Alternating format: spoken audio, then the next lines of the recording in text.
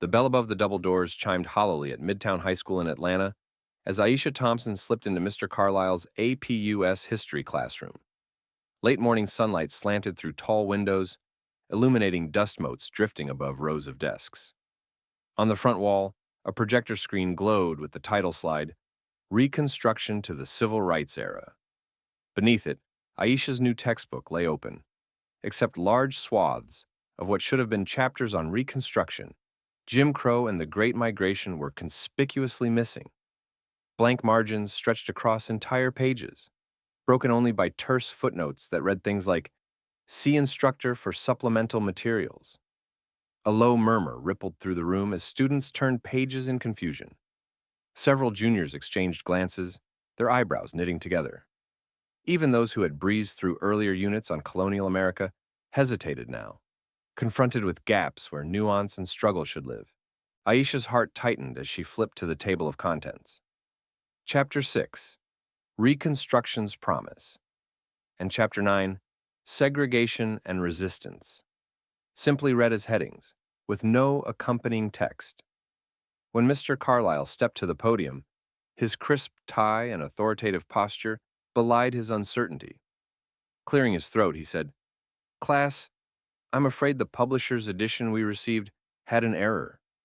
I'll provide handouts to cover the missing material. He gestured vaguely to a box of photocopied pages on his desk. A paltry 4 sheets for 3 full chapters. His voice faltered when Aisha raised her hand. Sir, where are the full chapters?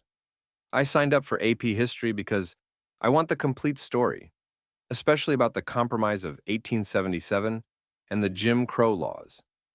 Mr. Carlyle's jaw tightened. We're dealing with what we have. Please take the handouts and read pages 1 through 4 before next class. Aisha sank into her seat, suppressing a flash of anger, as the other students dutifully shuffled through the photocopies, small type, yellowing paper. She snapped photos of the blank textbook pages with her phone.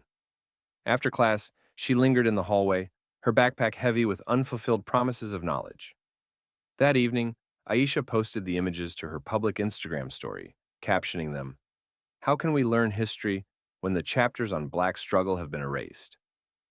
Midtown High Charn Hidden History. Within minutes, her notifications exploded. Classmates tagged friends, parents shared to local community groups, teachers forwarded to colleagues.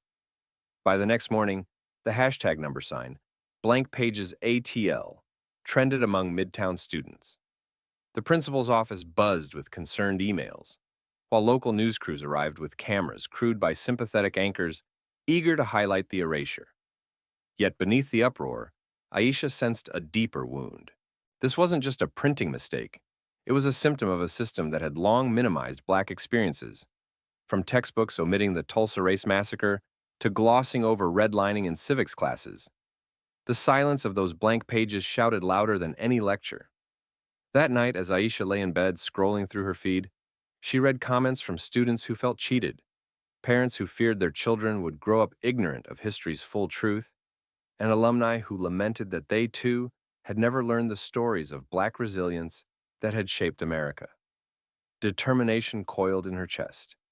She would not let these blank pages stand. Long after the hallway lights had gone dark, Aisha drafted a petition calling on the school board to demand a complete rewrite of the history curriculum, not just at Midtown High, but across the entire district. With each word she typed, she felt the weight of generations who had fought to have their voices heard. The next day, she would present that petition and the real history hidden between those blank lines to the very institution that had allowed them to vanish. Late afternoon sunlight slanted through the floor-to-ceiling windows of the Georgia State University Faculty Lounge, illuminating the mahogany coffee table and plush armchairs arranged in a semicircle. The walls, lined with framed diplomas and faded photographs of past commencement ceremonies, seemed to whisper of tradition and prestige. Yet on this Thursday, an undercurrent of unease rippled through the room as 3 professors, each from a different department, gathered around a laptop displaying Aisha Thompson's viral Instagram post. Dr. Ellen Martin, Associate Professor of American Studies, sat forward in her chair, fingers drumming on the armrest. Her crisp white blouse and tailored blazer felt suddenly inadequate in the face of those blank textbook pages. 2 days ago, she had been content preparing her lecture on progressive era reform. Now she found herself haunted by the glaring omissions. They've literally excised whole chapters on Reconstruction, she murmured, voice tight with indignation. How can we teach American identity when we're erasing black voices? Across from her, Dr. Peter Chang, an assistant professor of education policy, scrolled through the comments beneath Aisha's post. His spectacles caught the light as he frowned. These parents are furious, and rightfully so. My daughter's school just adopted this same publisher's edition, he said. Imagine learning your own history is treated as an afterthought. He adjusted a pile of policy briefs on the table, evidence of his usual focus on standardized testing and curriculum standards. Now those briefs felt irrelevant. Beside him reclined Dr. Sylvia Rodriguez, chair of African Diaspora Studies, who rarely crossed paths with her colleagues outside faculty meetings. Her deep plum cardigan and silver bangles spoke of her commitment to cultural scholarship. She tapped a finger against her temple as she reviewed transcripts of Aisha's images.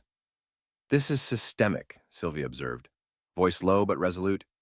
It's not a one-off printing error. Publishers, and by extension school districts, have been minimizing black history for decades. The three exchanged sober glances. A pause stretched as each grappled with the weight of what lay before them. A generation of students denied fundamental truths about their nation's past. Ellen cleared her throat. We're experts in separate fields, she began, but none of us have the authority to rewrite a high school curriculum alone. We need to pool our expertise and our influence. Peter leaned forward, resting his elbows on the table. What if we drafted a supplemental syllabus, a series of 7 comprehensive modules that cover the missing eras, from Reconstruction's contested constitutional amendments to the Great Migration's socioeconomic impact? We could offer it to every school district that received these flawed textbooks. Sylvia nodded. I can contribute primary source materials, diaries, letters, oral histories that bring black experiences into vivid relief. We'll need to structure lessons for middle and high school levels, with interactive activities and discussion prompts. Ellen tapped open a Google Doc on her laptop. Title already typed, Hidden History, a comprehensive Black history supplement. She assigned them roles. I'll outline the narrative arc, chapters on Reconstruction, Jim Crow, civil rights, Black Power, and beyond. Peter, you draft pedagogical frameworks and assessment rubrics. Sylvia, you curate primary sources and multimedia resources. Let's meet again Monday. As the sun dipped below the skyline, the professors packed up their notes. Ellen's annotated monographs, Peter's policy reports, Sylvia's archive folders. The lounge, once a comfortable haven for casual conversation, now felt charged with purpose. Before leaving, Peter looked down at the empty coffee cups and said, We're doing this not just for Aisha, but for every student who deserves a complete education. Sylvia clasped his arm. And for every teacher who's been afraid to speak up. Ellen closed the laptop decisively. Let's make sure these blank pages never happen again. With a final shared glance, they stepped out of the lounge into the cool evening air, their combined resolve echoing through the corridors of the university and into the countless classrooms that would soon welcome their rewritten chapters. At dawn on Monday, Dr. Ellen Martin pushed open the heavy iron door of the Georgia Historical Society's archival vault. The air inside was cool and smelled of old paper and dust. Rows of pale metal shelves stretched into shadow, each labeled by decade. Ellen's heart pounded as she retrieved a leather-bound register, the Freedmen's Bureau Correspondence, 1865 to 1872. Carefully, she turned the brittle pages, her eyes lighting on a letter dated March 3, 1867, from Mary Walker, an escaped slave in Augusta, describing her first vote in a Reconstruction election. Mary's trembling handwriting recounted the exhilaration of standing in line beside formerly enslaved men, the hush when the ballot box creaked open, and her relief at seeing her name counted. Ellen photographed the pages on her phone, whispering, This is the history they silenced. Meanwhile, across town, Dr. Peter Chang drove his beat-up sedan to St. Mark AME Church in southwest Atlanta. He stepped into the sanctuary just as the late morning service ended. Elder Josephine Carter, her silver hair tied in a tight bun, greeted him with a warm handshake. In the fellowship hall, over styrofoam cups of sweet tea, Josephine recounted marching with Dr. King in '63, her voice steady despite her trembling hands. Peter recorded every detail: the hunger strike at the city jail, the face-to-face confrontation with state troopers, the ragged jubilation when desegregation finally arrived in the public schools. Each story, Peter knew, would form the living core of their new curriculum. Students needed more than dry dates and names. They needed voices. Late that afternoon, Dr. Sylvia Rodriguez hunkered over a microfilm machine in the Peachtree Street Public Library. She scrolled through 1920s editions of the Atlanta Daily World, the nation's first black daily newspaper. Her eyes widened at an editorial by W.E.B. Du Bois on the Tulsa Race Massacre. He'd published it scarcely 2 weeks after the violence, condemning the silence of white-owned presses. Nearby, she found a feature on Bessie Coleman, the first black female aviator whose exploits had inspired thousands of young women to dream big. Sylvia printed high-resolution scans of both articles, envisioning them as chapter insets that would challenge students to question which stories history had chosen to celebrate and which it had buried. By evening, the three professors convened in Dr. Chang's apartment, tables groaning under stacks of photocopies, USB drives, and audio files.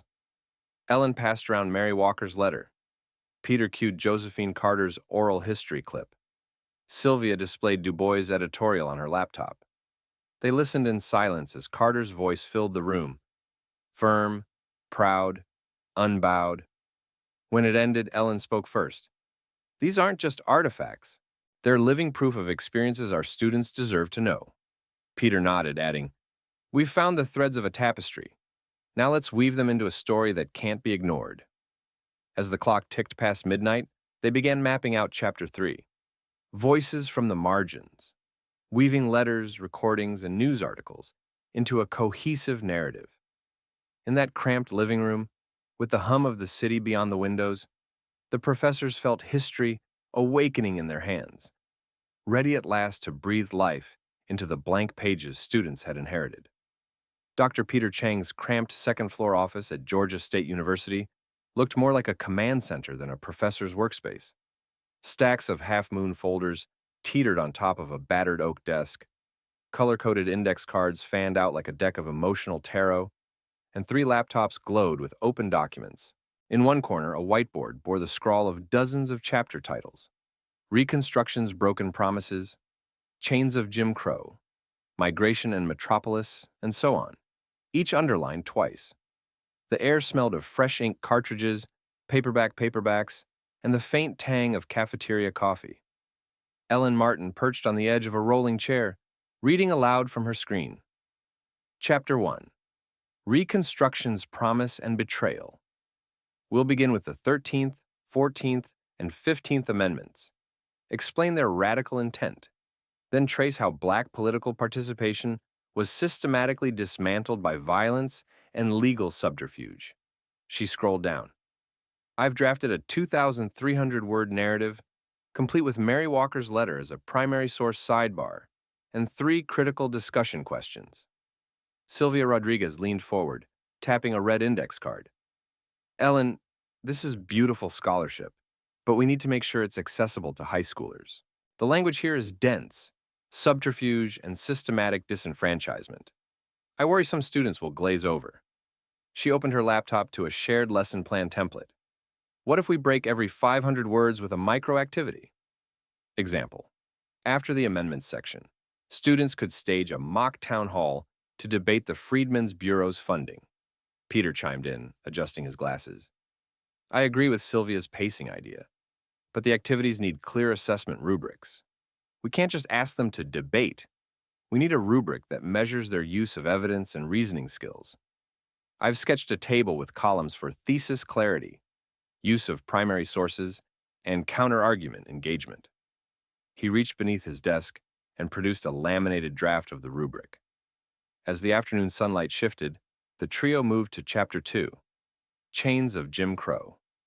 Ellen read her introduction on convict leasing and Plessy versus Ferguson. Sylvia interjected to suggest weaving in Ida B. Wells's pamphlet on lynching as a human rights lens sidebar. Peter sketched a graphic organizer that traced the legal precedents alongside grassroots resistance, from the Memphis sanitation strike to the Scottsboro Boys' defense. They argued fiercely over tone. Was it too political? Too academic? Ultimately, they agreed to preface each chapter with a Why This Matters paragraph, a concise, compelling hook that linked history to students' lived experiences. By early evening, they tackled Chapter 4, The Great Migration and the Rise of Black Urban Culture. Sylvia presented a curated playlist of jazz and blues clips for an in-class listening activity. Ellen wove Zora Neale Hurston's photographs into a narrative about the Harlem Renaissance's visual culture. Peter drafted QR code callouts that linked to interactive maps. Students could tap their phones and watch animated population shift graphs from 1910 to 1970. Even the office's small windows seemed to brighten with possibility. At 8:30 p.m., they paused for dinner, takeout wraps eaten over the whiteboard as they plotted Chapter 5 through Chapter 7. Civil rights movement, Black power and identity, and contemporary activism, including BLM. Their shared Google Doc now ran to over 20,000 words, peppered with blue comments and tracked change suggestions. Each professor took turns reading aloud, Ellen refining narrative flow, Sylvia tagging each section with thematic hashtags, e.g., Chum Freedom Summer, Chum Black Arts, Peter embedding formative assessment checkpoints. Quick write. How did structural racism shape 1950s housing policy? When the final endnotes and resources sheet was drafted, complete with URLs to oral history archives and guidelines for teachers on facilitating sensitive discussions, they leaned back, exhausted and exhilarated. In that cramped office, they had transformed erasure into inclusion, blank pages into living testimony. As Peter clicked Save, Ellen closed her eyes and whispered, "We're ready to teach the truth." Outside, the campus lights blinked on in the gathering dusk, ready as they were to welcome a curriculum reborn. The oversized double doors of Midtown High's AP US History Suite swung open at 8 a.m., revealing a classroom transformed. Desks that normally sat in neat rows were clustered into U-shaped pods. A projector cast a full-color image of Ida B. Wells's 1892 anti-lynching pamphlet onto the whiteboard. Beneath it, Dr. Sylvia Rodriguez's voice carried through the speakers. Today, we confront the stories, too long, relegated to footnotes. At the front of the room, 3 faculty badges, Ellen Martin, American Studies, Peter Chang, Education, and Sylvia Rodriguez, African Diaspora Studies, rested atop a stack of fresh student packets. Aisha Thompson took her usual seat at the center pod, notebook open. Around her, classmates, Tanya, whose family had lived in Atlanta for generations, James, an athlete with a burgeoning interest in social justice, and Emily, a skeptical junior who dismissed history as dates and dead people, exchanged glances of anticipation. The buzz of subdued chatter died when Dr. Martin stepped forward. "Good morning," Ellen began, her tone warm but authoritative. "You will each receive a copy of Reconstructed Chapter 3, Voices from the Margins. Inside, you'll find primary source excerpts from Mary Walker's 1867 letter, W.E.B. Du Bois's Tulsa Race Massacre editorial, and audio transcripts from Elder Josephine Carter's interview." She gestured to Emily's open packet. "Follow along as we read aloud, then we'll break into groups for guided discussion." Hands shot up when they reached Mary Walker's account of standing in line to vote. Tanya's voice wavered as she read the letter's closing. "I never dreamed I'd see men and women counted as citizens." A hush fell. Even Emily's lips parted in surprise. "I had no idea women voted then," James murmured. Across the room, Peter Chang prompted with a Socratic question. "How do you think published reactions in white-owned newspapers differed from letters like Mary's?" In their pod, Aisha pressed her pen against the table. "Official accounts barely mentioned women's votes," she said. "They framed Reconstruction as a failure, ignoring grassroots democracy. Sylvia nodded, cueing a 5-minute multimedia clip showing still photos of polling stations in Friedman's bureau districts. The images flickered on screen. Black families in Sunday best, proud and anxious. A low murmur of empathy arose as students absorbed the contrast between Mary's joy and the textbook's silence. Next came the Tulsa Race Massacre segment. Dr. Rodriguez paused the Du Bois editorial slide, then distributed headphones linked to an animated map showing Greenwood's flourishing business district before and after 1921's atrocity. Tanya's eyes filled as she traced the map's color-coded destruction. "They call it America's worst race riot," she said, voice trembling. "Yet, I'd never heard of Greenwood until today." Emily looked down at her packet, cheeks flushed. "My history book never mentioned Tulsa," she admitted softly. For the final activity, Peter Chang led a mock town hall debate on local school integration, drawing parallels to mid-20th century desegregation. He assigned roles, some students as Black community leaders, others as resistant policymakers, and handed out evidence cards drawn from Sylvia's church hall interviews. As chairs scraped and voices rose in impassioned argument, the classroom crackled with engagement. Aisha, speaking as a fictional pastor, cited Josephine Carter's first-hand account. "Nonviolence was our weapon, but our voices demanded to be heard. When the bell rang at 9:30 a.m., there was no rush to grab backpacks." Emily approached Dr. Martin, eyes bright. I didn't know history could feel like this," she said. James nodded at Aisha. "Thanks for pushing this," he told her. Even the quietest students lingered, jotting extra notes and debating which primary source had struck them hardest.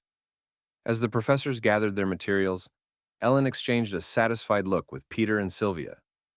In these 90 minutes, they had watched students transform from passive recipients of sanitized narratives into active interrogators of the past. Aisha closed her notebook, heart swelling with purpose.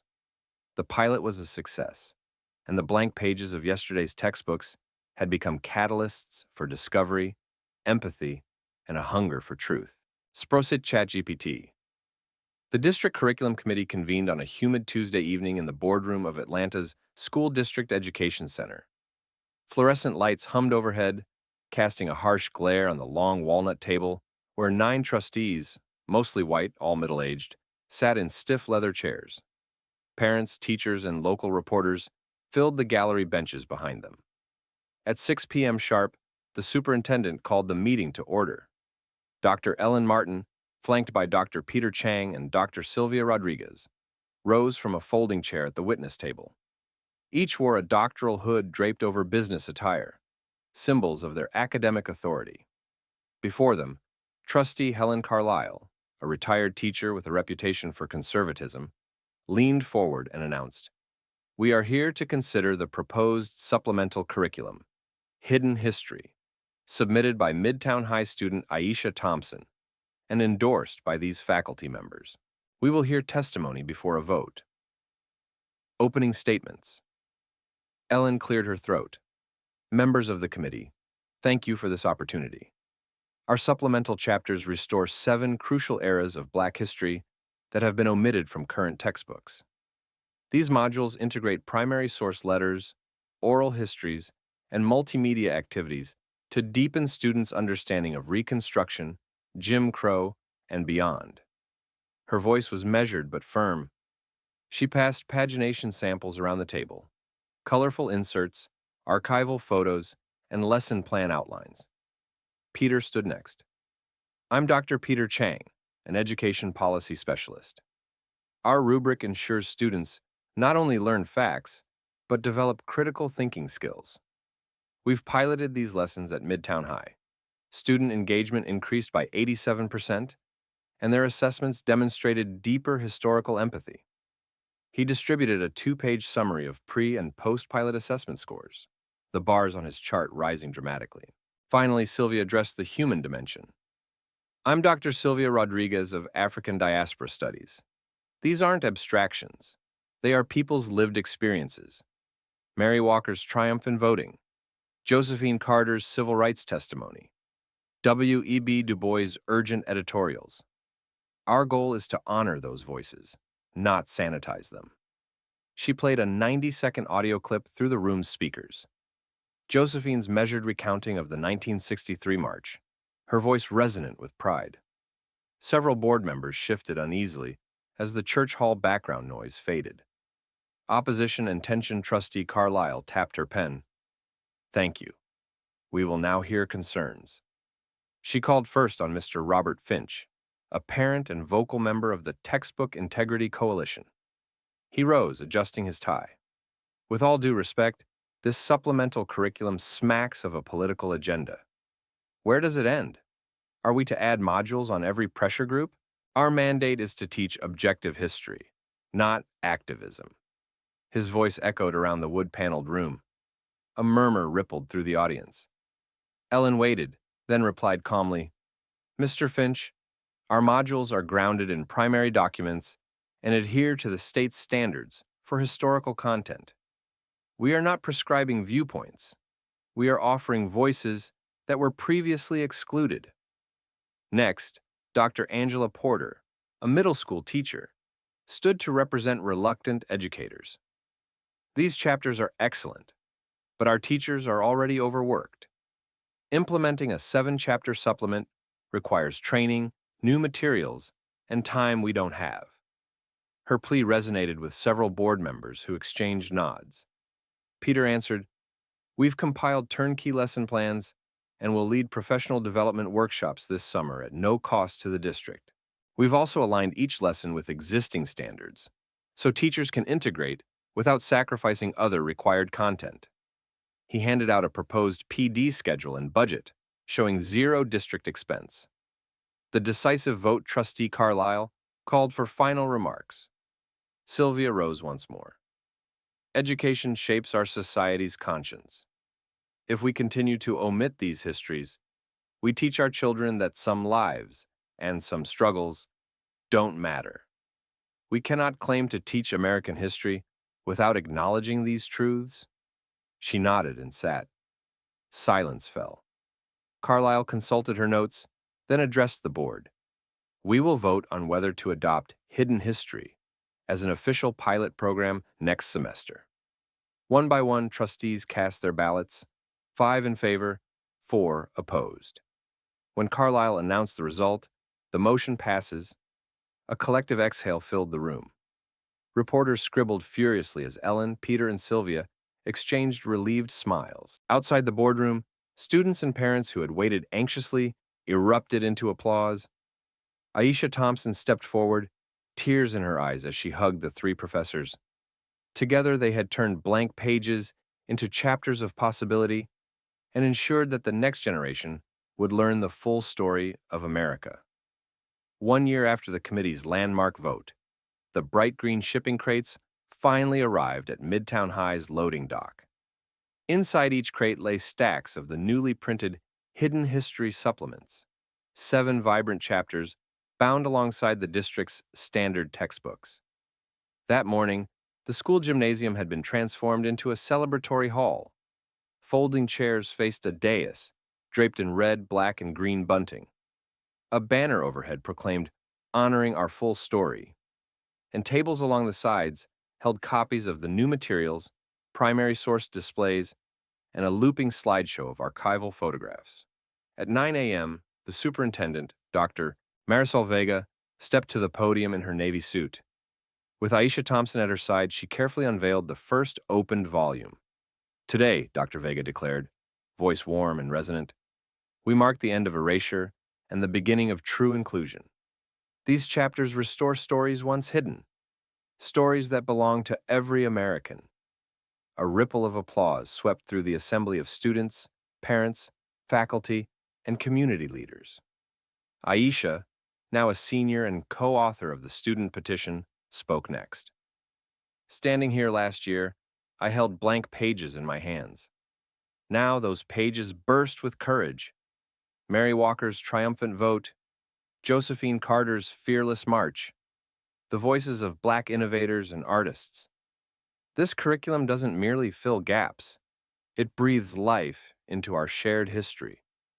Her voice trembled just enough to betray the depth of her pride.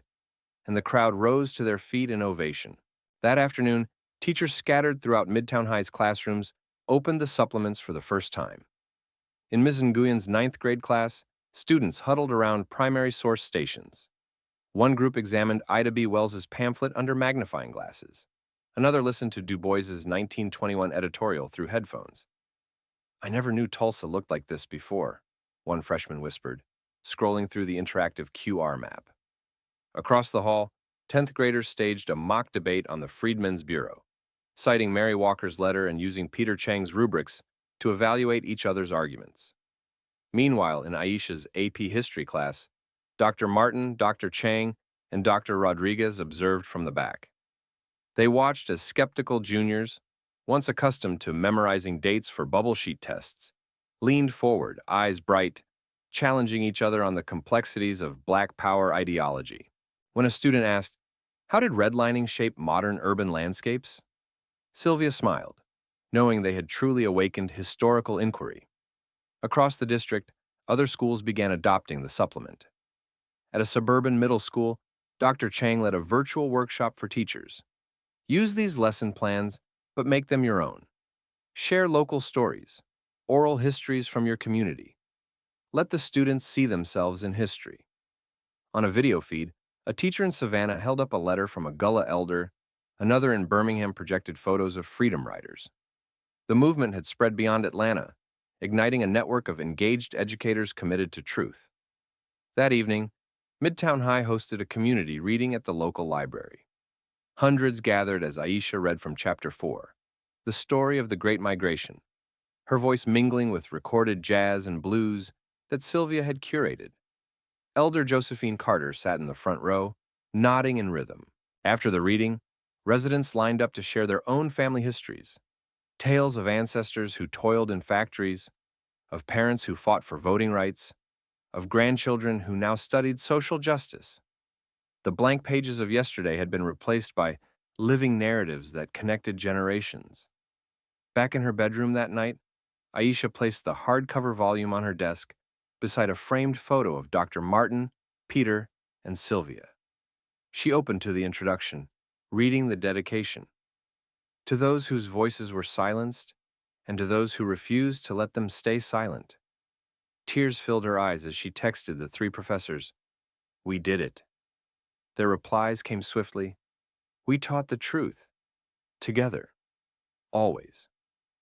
In the months that followed, the hashtag Hidden History trended on social media as students from across the nation shared classroom projects and oral history recordings. University history departments invited the trio of professors to keynote conferences. Publishers approached them to integrate these chapters into statewide editions. And at Midtown High, the legacy endured. History was no longer a sterile recitation of dates, but a tapestry woven from many threads, threads once severed but now rejoined, vibrant and unbreakable. The story that had begun with blank pages now concluded with living testimony and renewed futures for Aisha, for her classmates, and for every student who would turn these pages and see themselves at last reflected in the history they deserve.